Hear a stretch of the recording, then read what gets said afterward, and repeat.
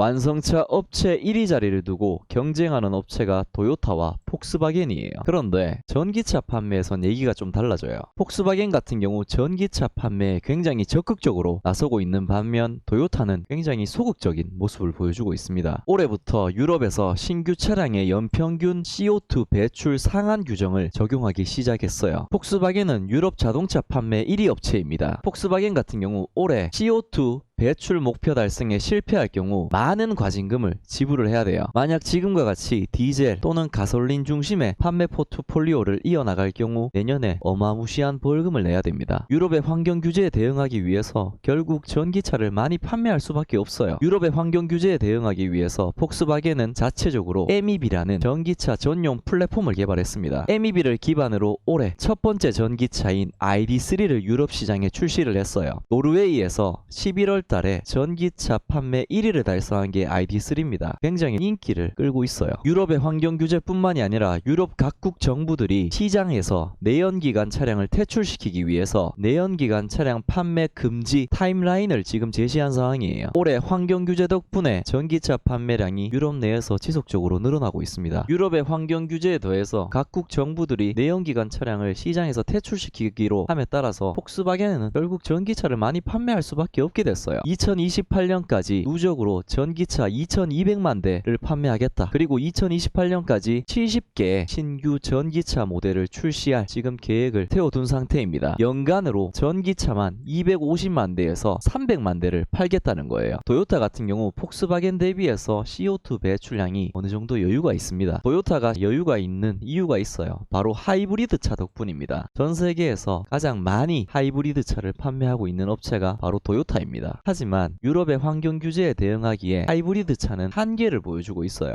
현대차 같은 경우 전기차 판매 확대로 평균 CO2 배출량이 급격하게 줄어들었어요. 반면에 도요타 같은 경우 전기차 판매에 소극적이다 보니까 평균 CO2 배출량 감축 속도가 굉장히 더뎌지는 모습을 보여주고 있습니다. 유럽의 환경 규제가 계속해서 강화되어 결국에는 CO2 자체를 내뿜지 않는 전기차를 생산할 수밖에 없어요. 도요타가 최근에 2세대 수소차 미라이를 출시했습니다. 1세대 미라이를 2014년에 출시하고 6년 만에 완전 변경된 2세대 미라이를 일본 시장에 내놨어요. 최대 주행 가는 거리가 850km예요. 넥소의 최대 주행 가는 거리가 609km인데 넥소보다 주행 가는 거리가 241km 더 길어요. 가격은 여전히 비쌉니다. 기존 모델보다 30만엔 낮추긴 했지만 여전히 가격이 7천만원대예요. 미라이 같은 경우 글로벌 누적 판매량 1만 대를 돌파한 데 6년, 그리고 넥소는 2년 반 만에 누적 판매량 1만 대를 돌파했어요. 수소차건 전기차건 대중화를 위해서 충전소 인프라 확충이 필수적입니다. 그런데 이 수소 충전소 설치 비용이 굉장히 비싸요. 20억에서 30억 원이 들어갑니다. 대중화를 위해서 인프라 확충이 필수인데 이 충전소 설치 비용이 어마무시하다 보니까 단기간에 수소 충전소를 엄청나게 늘리기는 어려워요. 그리고 수소차 자체가 지금 굉장히 고가다 보니까 단기간에 수소차 자체를 대중화하기가 굉장히 어려워요.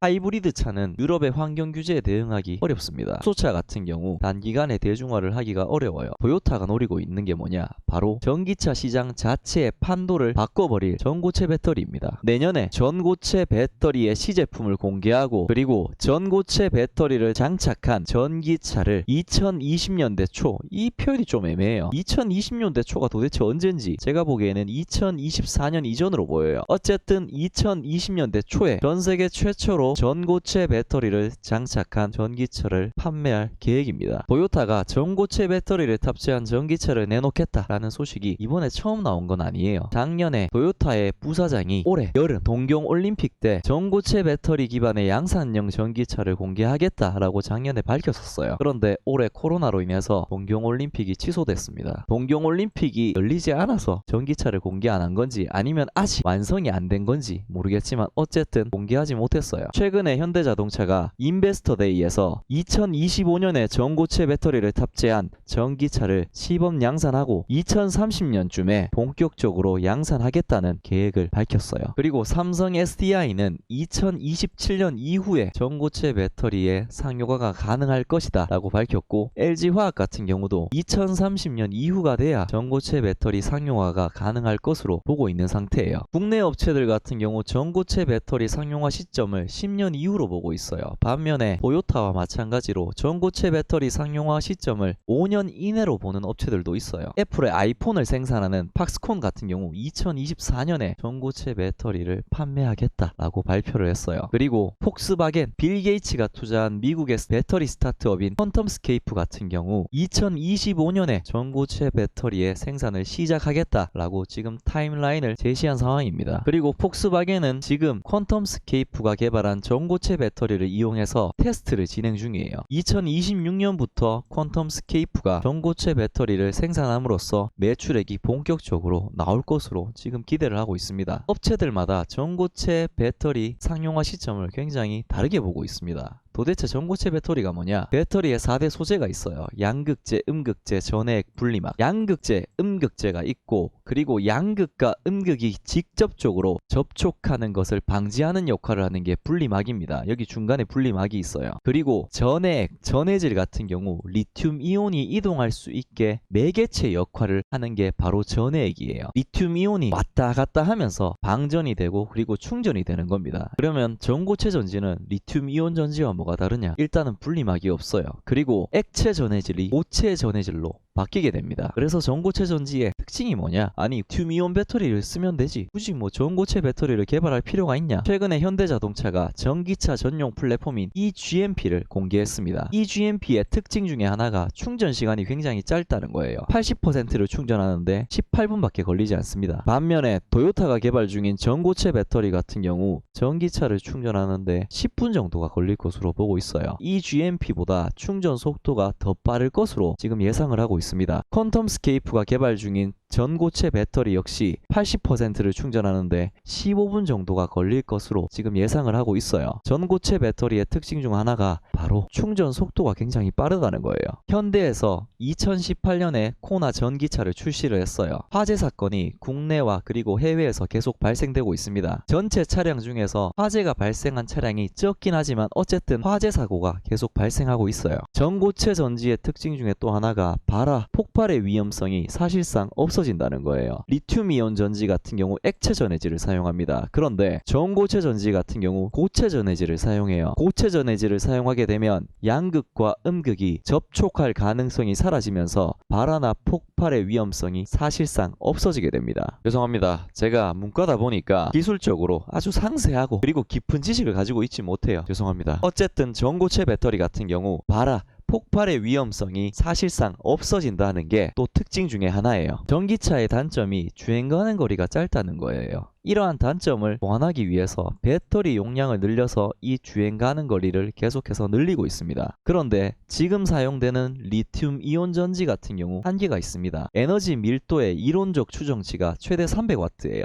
그런데 지금 추가적인 밀도 상승을 250W에서 더 이상 못 이뤄내고 있어요. 전고체 배터리 같은 경우 리튬 이온 배터리 대비해서 에너지 밀도가 2배 이상 증대될 것으로 예상을 하고 있습니다. 퀀텀스케이프 역시 지금 자사가 개발 중인 전고체 배터리가 리튬 이온 대비해서 2배 정도 늘어날 것으로 예상을 하고 있어요. 어떻게 에너지 밀도가 늘어나게 되느냐? 먼저 4대 요소 중에 하나인 분리막이 없어지게 됩니다. 그리고 발화나 폭발 위험성을 낮추기 위해 존재하는 냉각 시스템 그리고 배터리 관리 시스템 이러한 부수적인 장치들이 사라지게 돼요. 리튬 이온 배터리 같은 경우 배터리의 온도가 높아질 경우 폭발할 가능성이 있어요. 그래서 온도를 관리해주는 냉각 장치가 들어가게 됩니다. 그리고 배터리 관리 시스템, 기타 패키징 이러한 패키징이 전체 원가의 44%를 차지해요. 그런데 전고체 배터리 같은 경우 발화의 위험성이 현저히 낮아집니다. 배터리의 발화, 폭발의 위험성을 낮추기 위해 사용되던 BMS, 냉각, 기타 패키징 이러한 패키징 부분들이 전고체 배터리로 넘어가면서 없어지게 돼요. 패키징이 전체 부피의 50%를 그리고 전체 무게의 51%를 차지해요. 이러한 배터리 관리 시스템과 냉각 장치 부품들이 없어지면서 배터리 셀로 이 빈 공간을 채워주게 되는 거예요. 리튬이온 배터리와 동일한 부피임에도 불구하고 여기에다가 배터리 셀로 채우게 되면서 배터리 용량이 증가하게 됩니다. 같은 코나 전기차라도 이러한 패키징, 배터리 관리 시스템 장치들이 없어지면서 이 부분들을 배터리 셀로 채우게 되면서 배터리 용량이 증가하게 되는 거예요. CES에서 대만의 전고체 배터리 스타트업이 전고체 배터리 관련해서